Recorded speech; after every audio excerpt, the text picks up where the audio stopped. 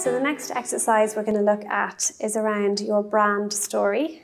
So Lucy, you're going to talk to me about this today. Yeah. So your brand story, so storytelling is really important as a way to communicate your brand. It connects us as human beings, and it creates meaning, and it also holds our interest and attention. So audiences love stories. So you've talked already about your friendship, and that's a really big part of the story of your brand as a chamber group. So it's really essential to advance the relationship between you and your audience. So where can we use storytelling? I have a list here in front of me. I'll read out. You can use it in your personal brand story, your sales story. So that's basically on your websites, your teaching content, email marketing campaigns, masterclasses, pitches, media interviews, job interviews, articles, funding applications, case studies, social media, video content, blogging, books, and talks. So like pre-concert talks, keynote speeches, education settings are within a concert program. So you can see how important it is to have a really effective and clear brand story. So I'll talk to you a wee bit about brand story today, and I've got some questions as prompts as part of the booklet here. So the first part is going to be what do you do? The second part is why do you do it? And the third part is who or what do you help transform by doing it? So I'll just go through the prompts and the questions here, and we can just talk about it together. Great. So what specifically is your work in the world? So I suppose it's to progress on my instrument so that I'm able to, through this object, speak and sing and say everything that I want to and communicate to others, and share my love for music with others and touch them maybe, and hopefully help them to kind of maybe take a break from any stresses that might be going on in their own day and things like this. Okay, and how would you describe the unique set of skills that you're trying to get out there? Well, I suppose what me and Michael are trying to get out there is this kind of idea that we're hoping concertgoers will be brave and come explore new works and composers with us, or ones that unfortunately haven't been discovered enough. And I suppose this kind of unique sonority between the flute and the viola, we feel that the sound world that we can create between the two of them is really lovely. So we're kind of excited to explore, extremities of that. And I suppose that's kind of, I don't know if I'm kind of answering the question. Yeah, no, you are.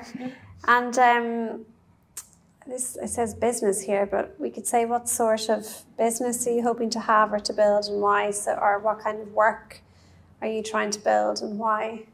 Well, I suppose we're trying to build a kind of self-sufficient, kind of, positive group that's going to, I suppose, perform, at the moment we're thinking in Ireland, but hopefully abroad also, kind of, I think, at festivals and concerts and things like this, and kind of one that, encourages those that are used to hearing typical works to be brave and explore other things, and those that maybe don't feel so included in the current traditional kind of classical music setting to come and explore this too. So the next part of this brand story exercise is why do you want to do it? So in previous exercises we talked about the importance of the why, and how it was good for inspiration and to motivate you, but also to communicate your message to the outside world or to society. Yeah. So why do you do it? So what do you want to change for the better? So your purpose with this? I think people's perception of what Michael had said before about this kind of stuffy classical world, and getting people our own age out to go and see concerts, that aren't actually studying classical music, because it's kind of quite obvious when you go to a concert here in Ireland at the moment that the age demographic is quite high, you know, so we'd love to appeal to younger audiences too.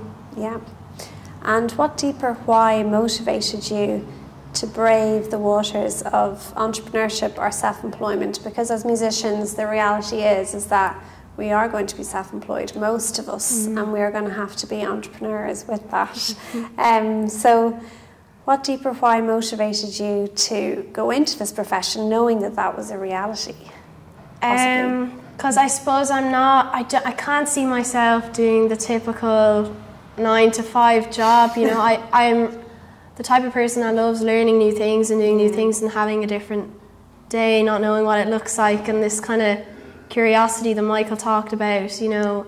It's with playing an instrument, there's so much you can discover, and as people tell us, you never stop learning, so I think that's important. And then now that I found a friend and a colleague that I work so well with and that we share and are so passionate about these things, you know, I think it makes it easier to be braver and to have this idea and to just try it, and if it doesn't work out, you know, it doesn't work out, but I suppose, you know, you have to go for things and, you know, just see where it can take you, you know? Yeah. And I suppose the last question here is what's your why, but you've already answered that. Really, really lovely. Do you want to add anything else to that why or to your purpose? I think above all it's just our love for music and you know, sharing our passion of playing together with other people. Yeah. Okay. Last part of your brand story. Who or what do you help transform by doing it? So there's a certain slice of society that most needs what you're offering. Who are they and what's their story? It's a really good question. I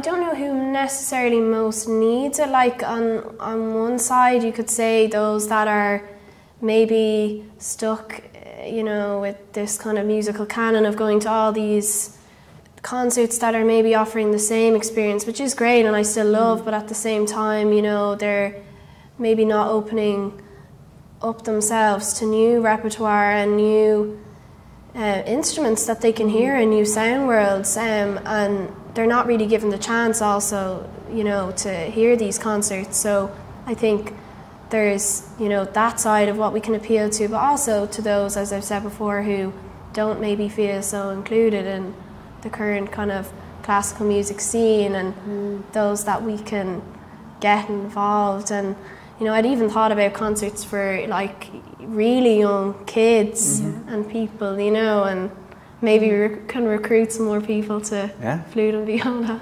Yeah, absolutely. Thanks, Lucy. That was really good and really insightful. And I think having this brand story and looking at these questions can really help you to communicate your brand and your message and about what you want to do. So thank you.